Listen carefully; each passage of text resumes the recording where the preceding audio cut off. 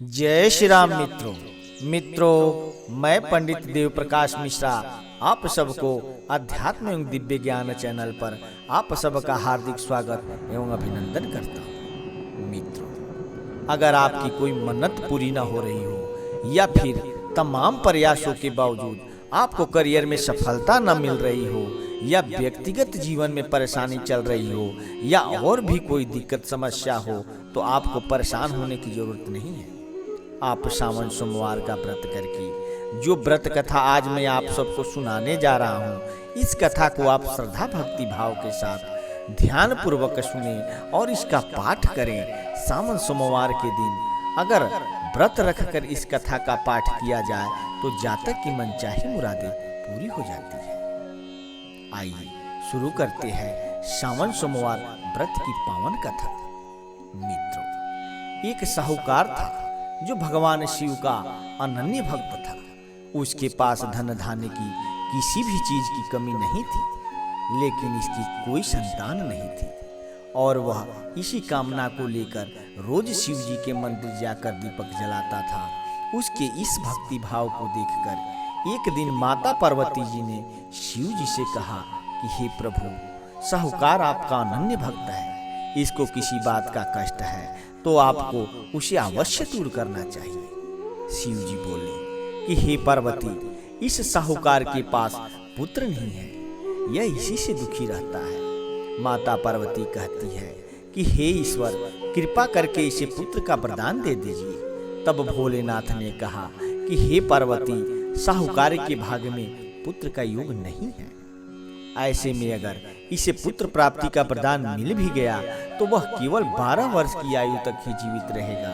यह सुनने के बाद भी माता पार्वती ने कहा कि हे प्रभु, आपको इस साहूकार को पुत्र का वर देना ही होगा, अन्यथा भक्त क्यों आपकी सेवा पूजा करेंगे। माता के बार बार कहने से भोलेनाथ ने साहूकार को पुत्र का वरदान दे दिया, लेकिन यह भी कहा कि वह केवल 12 वर्ष तक ही जीवित रहेगा। साहूकार यह सारी बातें सुन रहा था, इसलिए उसे ना तो खुशी हुई और ना ही दुख। वह पहले की ही तरह भोलेनाथ की पूजा अर्चना करता रहा। उधर सेठानी गर्भवती हुई और 9वें महीने उसे सुंदर से बालक की प्राप्ति हुई। परिवार में खूब हर्षोल्लास मनाया गया, लेकिन साहूकार पहले की ही तरह रहा और उसने बालक की 12 वर्ष की आयु का जिक्र किसी से भी नहीं किया। जब बालक 11 वर्ष की आयु का हो गया तो एक दिन साहूकार की सेठानी ने बालक की विवाह के लिए कहा। तो साहूकार ने कहा कि वह अभी बालक को पढ़ने के लिए काशी भेजेंगे। इसके बाद उसने बालक के मामा जी को बुलाया और कहा कि इसे काशी पढ़ने के लिए ले जाओ और रास्ते में जिस भी स्थान पर रुकना वहां यज्ञ करते और ब्राह्मणों को भोजन कराते हुए आगे बढ़ना। उन्होंने भी इसी तरह करते हुए जा रहे थे कि रास्ते में एक राजकुमारी का विवाह था। जिससे उसका विवाह होना था वह एक आंख से काना था। तो उसके पिता ने जब अति सुंदर साहूकार के बेटे को देखा तो उनके मन में आया कि क्यों न इसे ही घोड़ी पर बिठाकर शादी के सारे कार्य संपन्न करा लिया जाए। तो उन्होंने मामा से बात की और कहा कि इसके बदले में वह अथाह धन देंगे। तो वह भी राजी हो गया।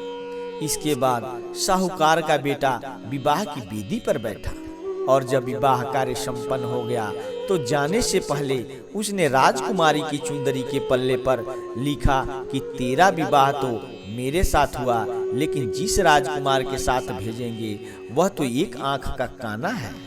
इसके बाद वह अपने मामा के साथ काशी के लिए चला गया। उधर जब राजकुमारी ने अपनी चुनरी पर यह लिखा हुआ पाया तो उसने राजकुमार के साथ जाने से मना कर दिया। तो राजा ने भी अपनी पुत्री को बारात के साथ विदा नहीं किया। बारात वापस लौट गई। उधर मामा और भांजे काशी जी पहुंच गए थे।